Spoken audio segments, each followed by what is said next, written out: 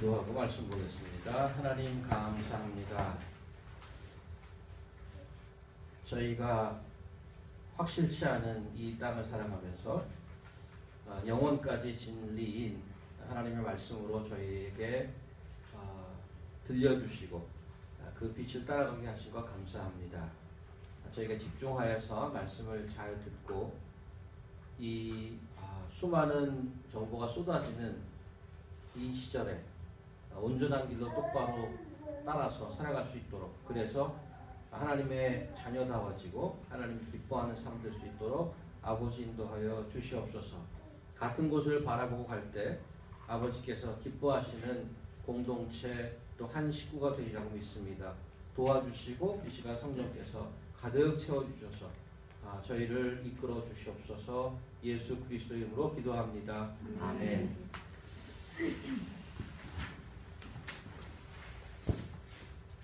옛날 이스라엘 한 가문의 이야기를 보고 있습니다.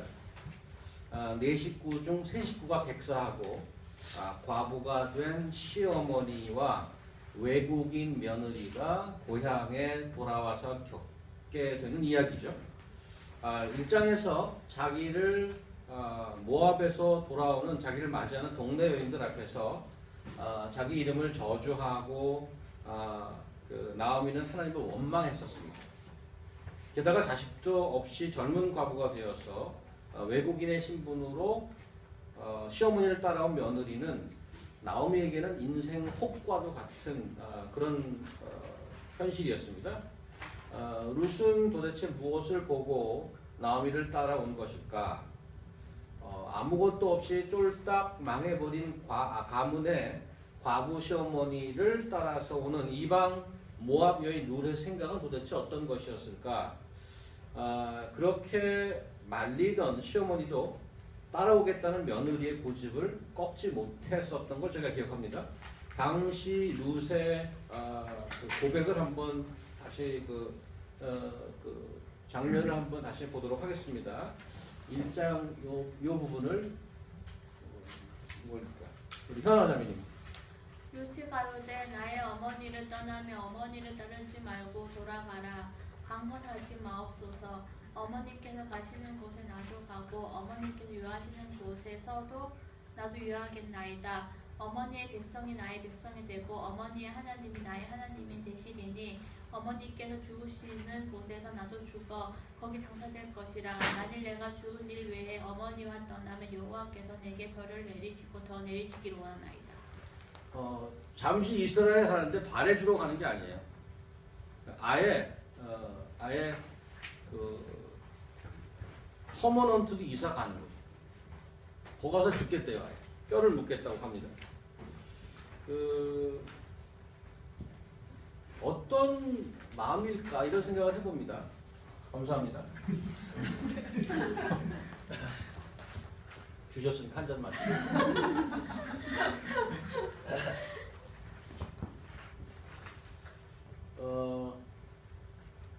짐작해볼 뿐인데 당시 룻이 한 말을 잘 곰곰이 보면 룻의 마음은 시어머니 나라의 신, 뭐 여러 당시에는 뭐 범신론도 많고 잡신들이 많았는데 시어머니 나라의 신의 그 퍼스널 네임, 지난번 설교할 때 했던 말씀 기억납니까? 여호와라는 말이죠. 여호와. 일반 보통 명사 God를 쓰지 않고 여호와 하나님이라는 말을 썼는데 여호와를 언급했단 말이죠. 그런 데서 짐작하는 건 뭔가 하면 어머니의 백성이 되고 어머니의 백성이 나의 백성이 되고 어머니의 하나님이 나의 하나님이 되리라, 이렇게 고백했습니다만 시어머니는 비록 과부가 됐어요. 그리고 시어머니 입에서 막 거친 말도 나오고 비록 하나님을 원망하며 고향에 돌아왔지만 며느리 눈에 비친 시어머니 나라의 신 여호와라는 분은 룻으로 하여금 뭔가 떨쳐낼 수 없는 무언가 다른 게 있지 않았을까라고 상상할 뿐입니다. 다른 설명이 잘 안 돼요. 예를 들어서 시어머니가 죽고 나서도 그 땅에 살다가 묻힐 것이라는 룻의 고백은 어떠한 인간적인 의리나 그 효나 이런 것을 뛰어넘고 있단 말이에요.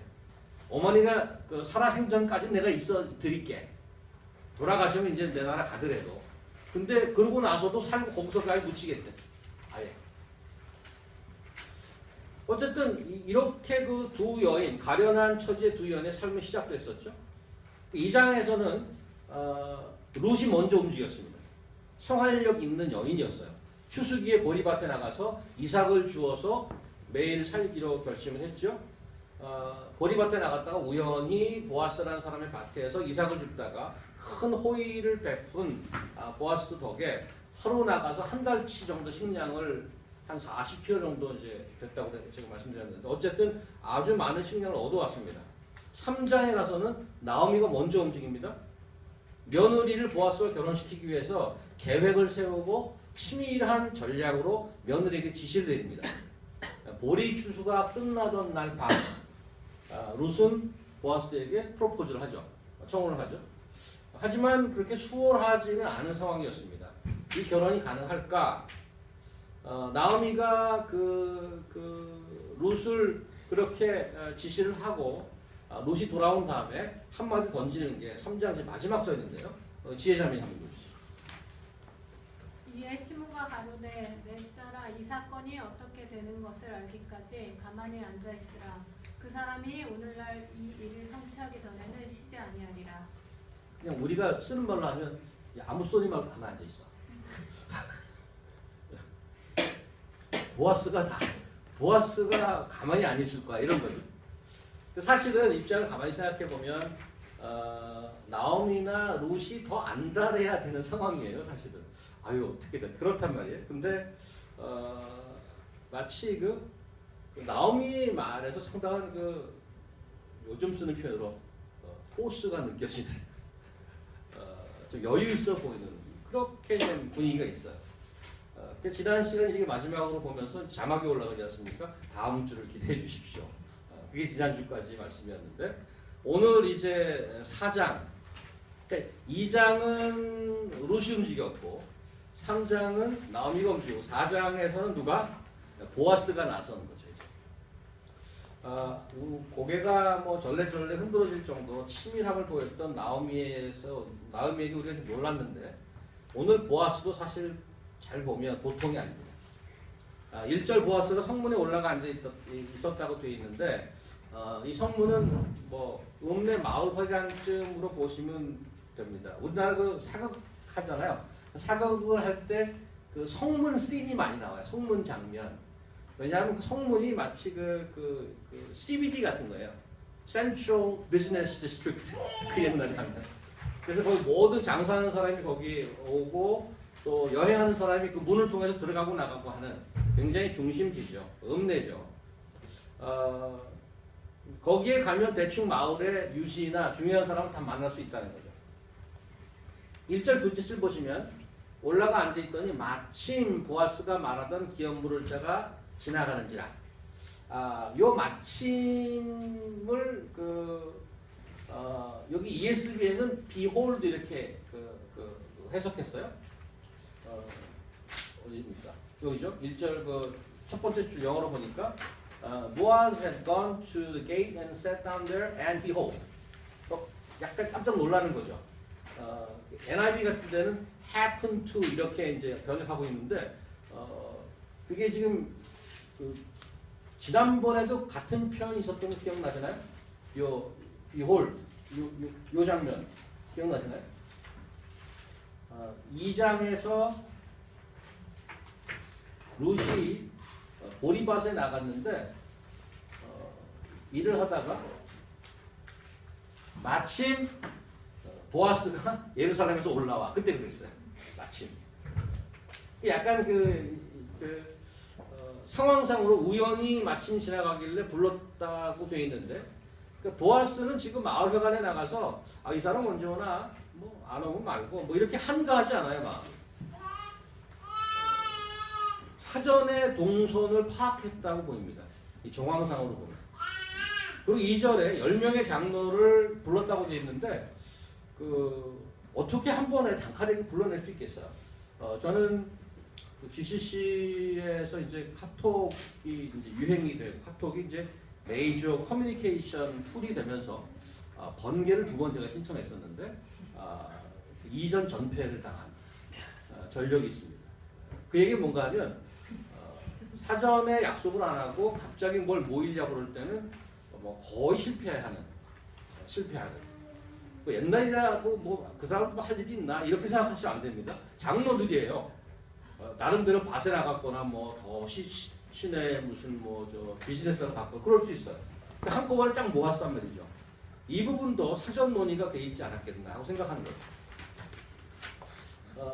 그리고 보아스의 치밀함을 또 볼 수 있는 부분은 나오미나 룻이 3장에서 그 보아스에 접근해서 했던 부탁은 100% 결혼에 관한 얘기였습니다. 그렇죠? 근데 오늘 3, 4절 보면 보아스가 토지 문제를 들고 나온단 말이죠. 이거는 부탁한 적이 없어요. 근데 먼저 토지 문제를 들고 나와요. 룻을 데려오기 위한 사전 포석인가? 이렇게도 볼 수 있는 부분이에요. 사실 우리 지난 주일에 보았던 기업물을 자의 책임 기억하시나요? 기업물을 자는 이러이러한 책임이 있다고 율법에 나온 거를 쭉 정리해 드렸는데 그 기업물을 자의 책임을 총체적으로 좀 얘기하고 있는 것입니다. 그리고 또 한 가지 뭐 내용상 중요한 얘기는 아니지만 한 가지 언급을 하고 넘어가고 싶은 것은 보아스가 기업물을 1순위인 사람을 부르는 모습을 보십시오. 여기 지금 직접 화법으로 나왔어요. 뭐라고 되어 있냐면 마침 보아스가 말하던 기업물을 자가 지나가는지나 보아스가 그에게 이르되 뭐라고 되어 있어요 여기? 아무개여 이리로 와서 앉으라. 이게 100% 직접 화법일까요? 지나가는데 아무개여 이렇게 불렀을까요? 사람 이름을 불렀을 거란 말이죠. 근데 이거는 마치 영화에서도 프렌드라고 번역했지만 실제로 이름을 불렀을 것입니다. 이미 결과를 다 알고 쓰고 있는 룻기 저자가 마치 그 사람의 그 실명에다가 모자이크를 친 듯합니다. 모자이크. 실명을 감춘 거죠. 성경의 배려라고 생각합니다. 룻기에서 부정적으로 비칠 수 있는 사람 두 사람이 나오는데 1장에 돌아간 그 며느리. 그렇죠? 그 다음에 오늘 4장에 롯을 취하지 않았던 기업물을 1순위. 부정적으로 비칠 가능성이 높지만 상황적으로 성경은 이들에 대한 이밸류에이션을 안 하고 있습니다. No comment. 이게 좋다 나쁘다 얘기를 안 하고 있어요. 그들의 결정이 사악하거나 불법은 아니었습니다.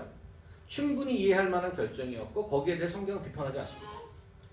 모압으로 돌아간 그 며느리는 실명이 공개됐죠. 오르바라고. 그러면 거기는 왜 실명을 얘기하고 여기 실명 안 얘기했냐? 제 짐작에 외국 사람이니까 좀 마음을 놓았던 것 같아요. 이 저자가. 가면 뭐 이렇게 신경, 모압으로 갔으니까. 그런데 4장 유대인 기업물을 제 실명을 감춘 것은 유대 사회 내에서 계속 살아가야 되는데 그 가문을 향한 배려가 아니겠느냐? 그렇게 생각이 됩니다. 어쨌든 보아스는 나오미 가문에 대한 문제를 사람들이 보는 앞에서 공개적으로 풀려고 하고 있고요. 3, 4절의 사건 정황을 정확히 설명하고 당신이 안 하면 내가 하겠습니다 하고 이제 서제스천을 하시죠. 여기서 그 나오미가 4절 보시면 3절 두 번째 줄 모압 지방에서 돌아온 나오미가 우리 형제 엘리멜렉의 소유지를 팔려 한다. 이 말의 의미가 뭔지를 좀 이해하고 갈 필요가 있습니다.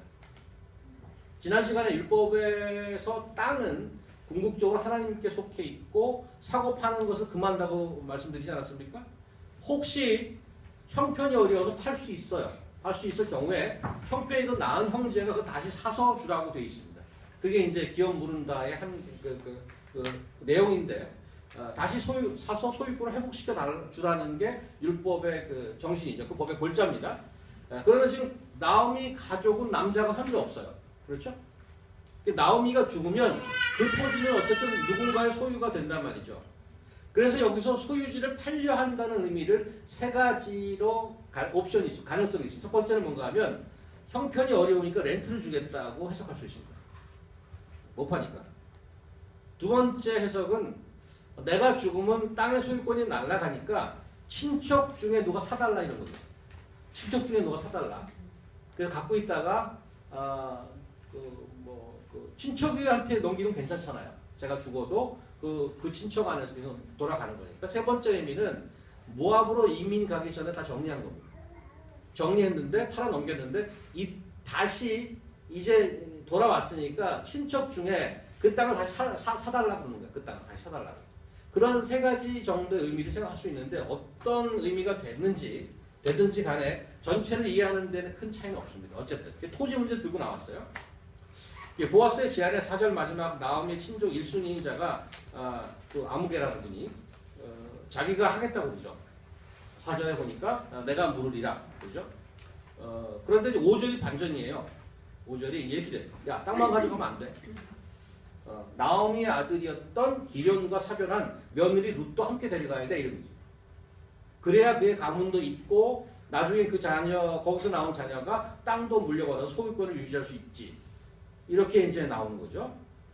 그러자마자 6절에 바로 이제 노했어요. 6절. 그럼 나 안 할래. 저는 이 그 기업물을 1순위 2분 6절에 나오는 사람. 나는 내 기업에 손해가 있을까요? 나를 위해 부르지 못하겠다. 약간 좀 긍정적으로 좀 봤어요. 저는 어떤 면에서 그러냐면 빙빙 돌리지 않고 솔직하게 얘기하는 거예요. 바로. 아니 그게 아니라 뭐 이렇게 안 하고 바로 그럼 안 할래요. 손해니까. 당신이 해 그럼. 이렇게 바로 그냥 나오죠. 그래서 이렇게 이 사람의 태도를 보면 특별히 이 규정은 법적으로 벌을 내리는 그런 규정이 아니라는 거죠. 해도 되고 안 해도 되는 거예요. 안 하겠다는 거예요. 그런데 1순위 된 사람이 자기가 가져가겠다는 것은 실이익을 생각하는 거죠. 실이익. 프로핏이 뭐가 나오는가. 룻까지 데려가려고 생각하니까 손해라는 거죠. 손해를 감수하면서까지 데려가고 싶진 않다. 사람들이 뭐라고 그래도 I don't care. 내가 신발을 벗든 말든 나 안 데려가겠다. 무슨 돌로 쳐 죽인다든가 이런 게 아니에요. 이거는. 우리가 룻기를 읽으면서 어서 오세요.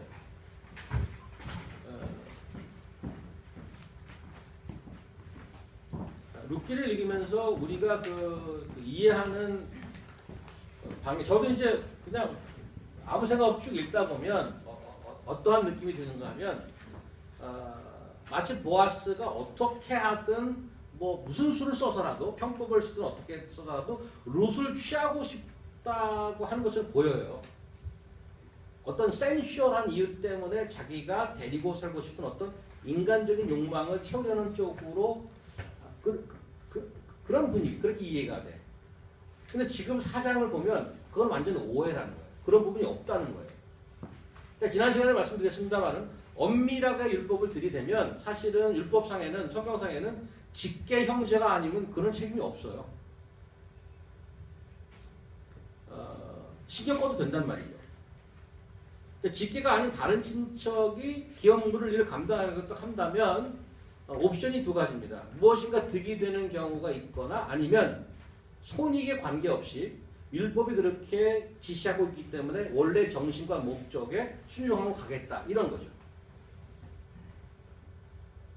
땅만 인수해 온다고 치면 처음에 지불해야 될 돈이 있겠지만 롱텀으로 봐서 거기 수확도 나오잖아요.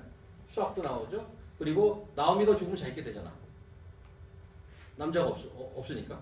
그러니까 친족으로 책임도 감당하면 동시에 거기서 나오는 이득도 챙기고 나중에 완전히 자기 소유가 되는 거죠. 그런데 룻까지 데려오는 것이 손해라고 생각하는 것은 룻이 젊은 여인으로 어떤 육체적인 매력이 있을 수 있지만 그녀를 데리고 사는데 발생하는 비용 플러스 거기서 출생하는 자녀에게 땅을 돌려줘야 되는 걸 다 생각해 보니까 별로 남을 게 없고 손해라는 거예요. 그런 얘기는 뭔가 하면 우리가 보통 생각할 수 있는 그 룻이 갖고 있는 어떤 매력이라든가 보아스가 저거 어떻게 취하려고 그러는구나. 우리가 생각하는 그런 게 아니라는 거니까. 손해보고 한다는 얘기예요. 내 말은. 이렇게 해서 1순위는 스스로 물러갔고 8절 모든 증인들 앞에서 신발을 벗는 것으로 그 1순위자가 포기각서를 쓰는 거죠. 9절 이후에 보면 보아스가 토지를 사고 룻과 결혼하는 두 가지 그 기업물을 식물을 담당하게 됩니다. 11절 12절은 장로들의 축복이 있었고 보아스와 나오미 사이에 아들이 출생하게 됩니다. 14절 이후에 나오미를 향한 여인들의 축복이 또 이어지죠. 나오미가 근데 이 14, 15절을 보면 나오미가 돌아올 때랑은 아주 대조적인 그림입니다. 1장 어떻게 하고 돌아왔는지 한번 볼까요? 1장 21, 22절 한번 수정자리 한번 읽어주시죠.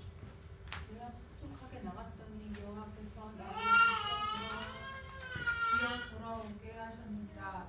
여호와께서 나를 징벌하셨고 전능자가 나를 괴롭게 하셨거늘 너희가 어찌 나를 나오미라 칭하느냐 하니라. 나오미가 모압 지방에서 그 작은 모압 여인 룻과 함께 돌아왔는데 그들이 보리 추수 시작할 때에 베들레헴에 이르렀더라. 네, 그 가뭄으로 갔다가 다 떨어지고 남자들 다 죽고 이제 추수 때가 됐다고 해서 돌아왔는데 정말 초라한 모습이죠.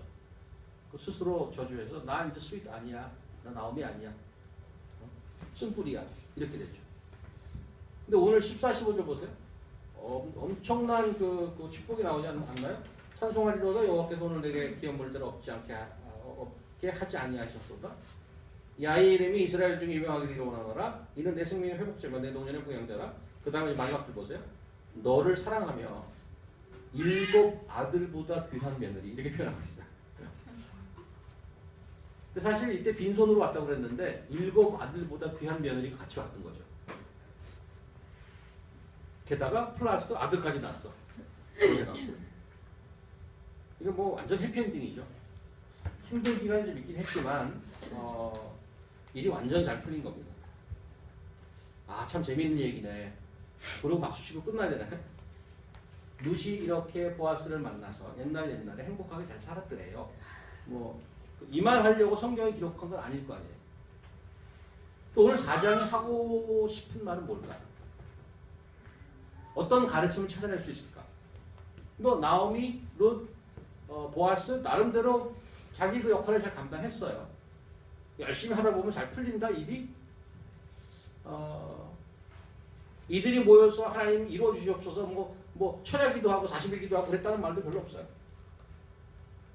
그리고 더 놀라운 것은 하나님이 한 번도 등장도 안 해. 여기서 그 선지서에서 얼마나 하나님이 와서 얘기하고 막 그래요. 하나님의 말씀이 임하사 뭐 이렇게 막 나오잖아. 여기는 그런 한마디도 없어요. 등장하지 않아요. 무슨 얘기를 할 수 있을까 이거죠. 여러분과 함께 다시 천천히 좀 짧으니까 리와인드를 시켜서 보고 싶은 것들이 있는데 룻기에 등장하는 사람들의 기도가 있어요. 그냥 지나가듯이 형식적으로 들리는 듯한 기도도 있어요.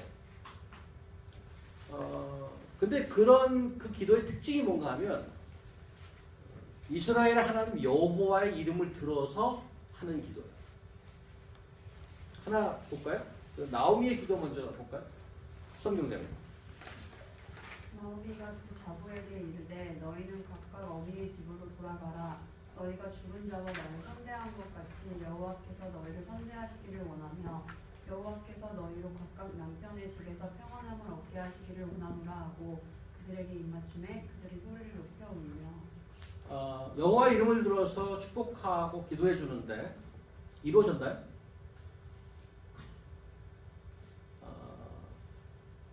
나오미의 기도는 물론 지금 따라오지 말고 모압으로 돌아가라고 얘기한 거였었어요.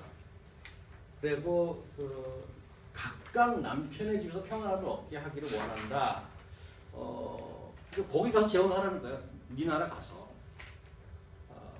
이 나오미의 기도가 완전히 다 들어지지 않았지만 어떤 방법으로 들어졌냐 하면 룻이 보아스를 만나서 여기 나와 있듯이 평안함이 얻게 되었어요.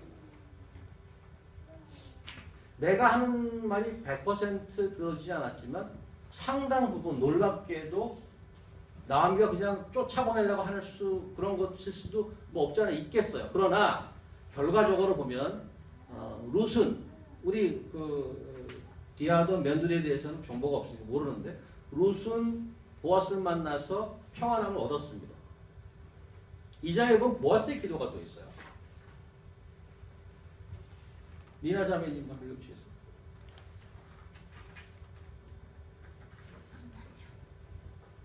안경. 안 보여. 좋습니다.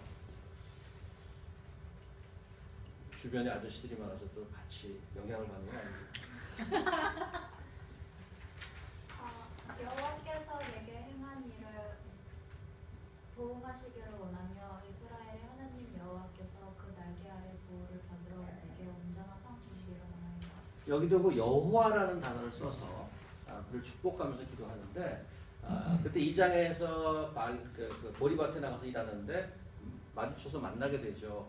누군지 알았는데 나 얘기 다 들었어. 여기까지 쫓아와서 시어머니 동양을 잘한다며 그러면서 이 말을 해요. 이례적인 말일 수 있어요. 그냥 칭찬해줍니다. 그런데 놀랍게도 여기 보면 여호와께서 그 날개 아래 보호 받으러 온 데에게 온전한 상 주시를 원하노라. 우리 지난 시간에 봤잖아요. 그 루시 그러잖아요. 저에게 날개를 펼쳐 주시옵소서. 이렇게 날개를 덮어 주시옵소서. 결과적으로는 보아스가 한 그 기도가 그냥 그렇게 하면 좋겠어. 근데 자기가 그 기도에 들어주는 그 주체가 되었어요. 결과적으로 이 기도도 들어줬다는 거죠. 오늘 4장 11절 12절 보세요. 지금 잠깐 읽어보세요. 한 30초 동안. 11절 12절. 11절 12절의 기도 제목이 뭔가요? 오늘 죽어보세요. 칠판에 안 나옵니다. 4장 11절 12절에 핵심적으로 한 가지 이것도 주셨군요. 한 가지 그 정리하면 기도 제목이 뭘 원하는 거예요 지금? 어떻게 해달라는 거죠? 수빈 선생님? 선생님이기 때문에 한글학교 정확하게 파악이 될 줄로 믿습니다. 한번 읽어주세요. 성문에 있는 모든 백성과 장로들이 가로되 우리가 증인이 되노니 여호와께서 내 집에 들어가는 여인으로 이스라엘 집을 세운 라헬을 내야 두 사람과 같게 하시고 너로 에브라에서 유력하고 베들레헴에서 유력해 하시기를 원하며 여호와께서 이 소년 여자로 내게 휘사를 주사 내 집으로 다 유다에게 낳아준 베레스의 집과 같게 하시기를 원하노라. 뭐 여러 가지 말을 줄줄 길게 했는데 어떻게 해달라는 거야? 한마디로. 네? 한마디로 뭐 해달라고? 네? 예쁘게 해달라고? 유명하게 해달라고? 애 낳게 해달라는 거예요. 사실 룻의 룻이라는 사건이 일어나는 그 핵심적인 문제는 애가 없어서 그런 거예요. 사실은. 그렇죠. 이따가 다 죽었고 룻도 사실은 결혼해서 애를 낳았으면 이런 문제가 생기지 않았을 거예요. 그래서 결혼을 하자마자 마을 사람들이 기도해 주기를 조상들의 이름을 다 대가면서 자녀의 축복을 위해서 기도해 주고 있어요. 이루어졌나요? 야, 기도 빨리 이루어져요. 그 다음 13절에 바로 나와요. 룻을 맞아야 아내로 삼고 그에게 들어갔더니 여호와께서 임신하게 함으로 아들을 낳은지라. 룻이 처음에 그 기존과 결혼했을 때 10년을 살았는데 9년째 결혼했는지 뭐 2년 차에 결혼했는지 잘 몰라요 사실은. 그들이 산 기간이 10년인데 결혼을 언제 했는지 잘 모르지만 어쨌든 어느 정도 살았을 거 아니에요. 그런데 어쨌든 자녀가 없었어요. 여기서는 바로 지금 타임 갭이 없어요. 아마 누구처럼 그 허니문 베이비 같아요. 어느 분처럼. 바로 뭐 갭이 없어요. 그래서 축복을 받았단 말이죠. 다시 말하면 이 기도가 여호와 하나님 이름 들어서 했던 기도가 들어졌어요. 마지막으로 룻이 기도한 건 아니지만 여호와 이름을 들어서 했던 그 시어머니를 설득하기 위한 말이 있었는데 아까 그 16절 다시 한번 가보시면 회선자매가 16절. 룻이 가로되 나도 어머니를 떠나며 어머니를 자르지 말고 돌아가라 강건하지 마옵소서. 어머니가 가시는 곳에 나도 가고 어머니께서 유숙하시는 곳에서 나도 유숙하겠나이다. 어머니의 백성이 나의 백성이 되고 어머니의 하느님이 나의 하느님이 되시리니. 이거는 뭐 기도는 아니지만 그렇게 바람을 얘기했는데 이루어졌나 이거는? 이루어졌죠. 시민권자가 결혼했잖아요. 그러니까 불편해갖고 시민권자가 됐어요. 그래서 이스라엘 백성이 된 거예요. 거기서 자녀도 낳고 쭉 됐단 말이죠. 지금 한 4가지 정도의 그 기도를 봤는데 공통점이 있다. 하나는 여호와 이름을 들어서 했다. 요 다음 절에 여호와 이름이 나와요. 이 루세 17절에 보면은 내가 그 어머님이 돌아가시려면 내가 어머니를 떠나면 여호와께 나 벌을 내려 주십시오 하고 여호와 이름을 댄다고. 여호와 이름을 썼다는 것이 공통점일 수 있는데 또 다른 하나는 이 주목사 생각하라 맞히기 이런 종류의 퀴즈입니다. 지금. 이 지금 제가 쭉 나열했던 그 기도의 공통점이 있다.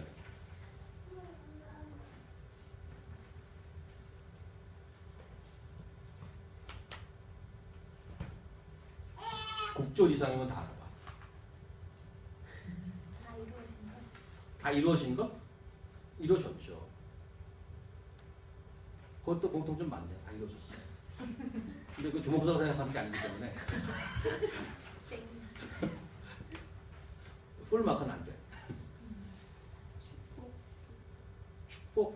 축복은 그 뒤가 있어. 축복은 누구를 대상으로?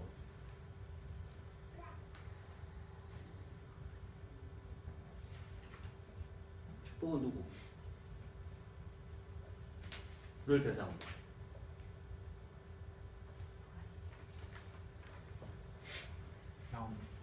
나오미?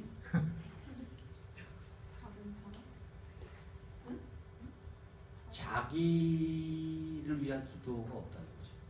다 남을 위한 기도였어요. 다 남을 위한 기도였는데 다 들어주셨어요. 아까도 얘기했지만 이례적으로 그냥 한 것 같은 기도도 있어요. 야, 너 가. 여호와 축복해 주기를 원해. 가서 살아. 그다음에 또 보아스도 똘똘한데 야 우리 그 나이 드신 우리 나오미 이모님을 그렇게 잘 모신다며 그래 하나님을 축복하길 원해. 날개 보호하길 원해. 그냥 뭐 우리 뭐 어렵다고 그러자 내 기도해 줄게. 그런 걸 많이 하죠. 그러고 금세 잊어먹어요. 또 오늘 그 구절을 보면서 하나님의 이름을 여호와 하나님의 이름을 들어서 하는 기도가 얼마나 시리어스한지 그걸 보셔야 됩니다.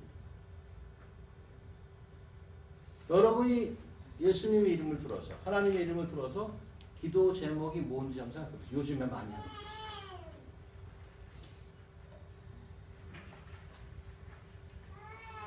내가 하나님의 이름을 들어서 하는 기도를 가볍게 생각하지 마십시오.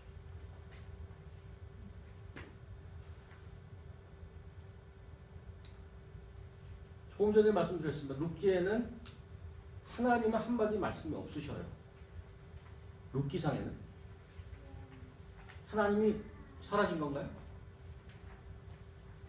놀랍게도 자기의 백성이 여호와 하나님의 이름을 들어서 했던 기도는 현화자매님이 지적했듯이 하나도 땅에 떨어지지 않고 다 들어줬어요. 우리 눈에 보이지 않고 우리 귀에 들리지 않는다 하나님이 없는 게 아니죠.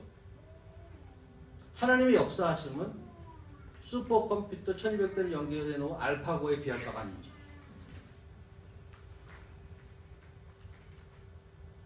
가장 베스트를 아시는 하나님께서 그의 이름을 대고 기도할 때 들어주신다고 여기 지금 4장에서 얘기합니다. 룻기의 등장 한 가지 더 보고 가겠는데 룻기의 등장인물들이 그냥 이례적으로 조금 전에 얘기하신 그냥 형식적으로 얘기하는 것에 그쳤나요? 놀라운 것은 내가 기도해 줄게 그리고 뭐 그냥 살아간 게 아니고 하나같이 자신들의 기도에 걸맞는 삶을 살았다는 거죠. 왜냐하면 자기가 그 기도해 놓고 전심으로 뛰었어요. 룻은 시어머니를 위해서 매일 땡볕 보리밭에 나가기를 마다하지 않았습니다. 나오미는 며느리의 앞날을 위해서 새 가정을 만들어 주려고 아주 치밀하게 계획을 세우고 실천했습니다. 보아스는 자신이 감당하지 않아도 될 책임을 솔선해서 다 감당했습니다.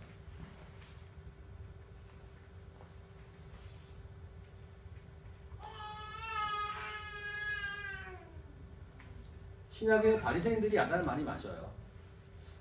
그 중에 하나 이유가 뭔가 하나님의 율법을 다 깨고 있어요. 다 깨고 있는, 예를 들면 이런 거죠.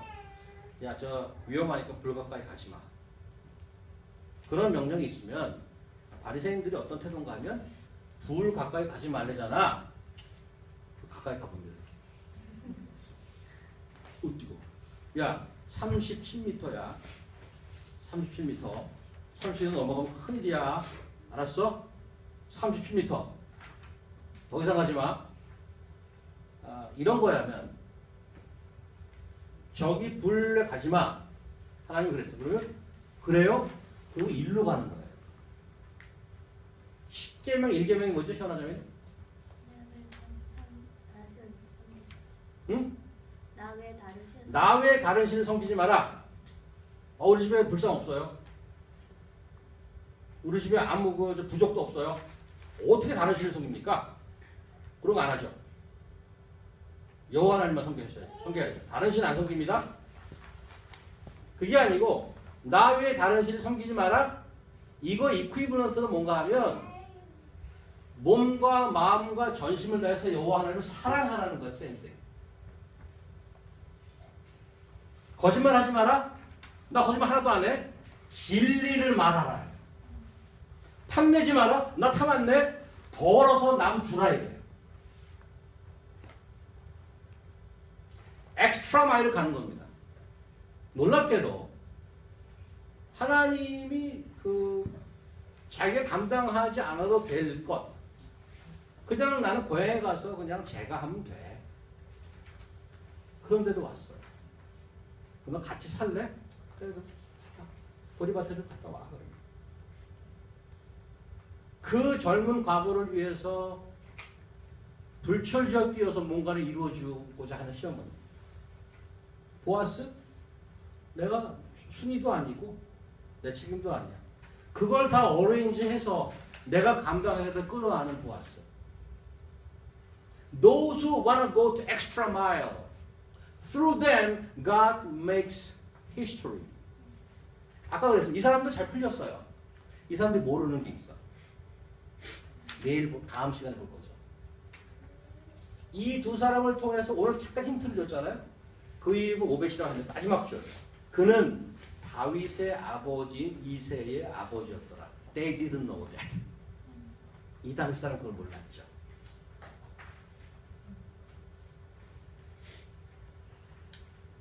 놀라운 거는 내가 내 삶에서 내 컨텍스트에서 잘 풀리고 좋죠.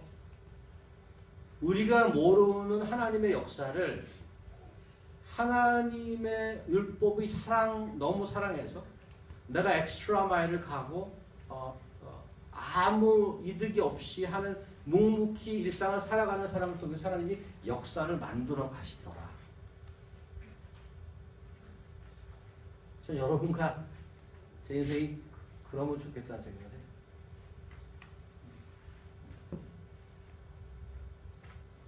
우리가 일상에서 했던 기도, 소위 얘기하는 우리 이웃들을 향해서 했던 기도, 저 형제가, 저 자매가 너무 힘들어하잖아요. 하나님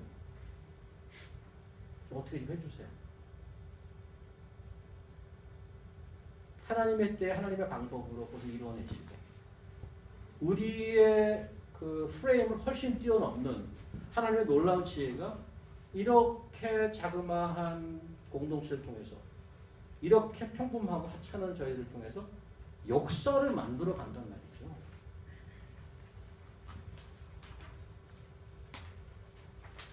우리가 이 땅에 살고 없이 나중에 100년 후에 100년 전에 여기 이러이러한 사람들이 있었더라. 그런 사람들 때문에 맨하탄이 그 포스트 모던에서 복음을 지켜내고 아직도 교회가 서 있는 거다. Can you imagine that?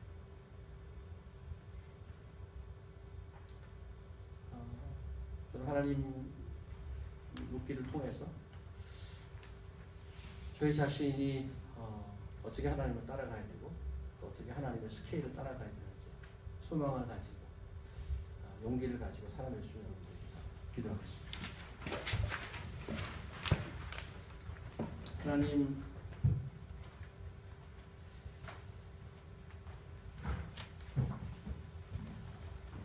저희가 뭐 잘 알지도 못하고 그저 매일매일 살아가는데 허덕이면서 살아가는 인생인 것을 고백할 수밖에 없습니다. 이런 어려움 중에 그래도 하나님의 말씀이 진리인 걸 믿고 한 걸음 더 따라가 보려고 애를 쓰는 가운데 하나님께서 저의 삶을 통해서 역사를 만들어 갈 수 있다고 믿습니다.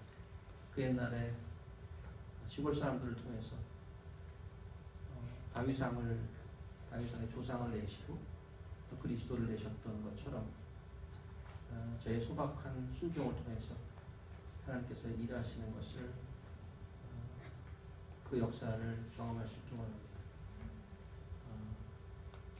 매일매일 하나님께 집중을 하고 서로를 격려하며 주의를 위해서 애써가는 교회의 성도를 인도하여 주시옵소서. 예수님 이름으로 기도합니다. 아멘.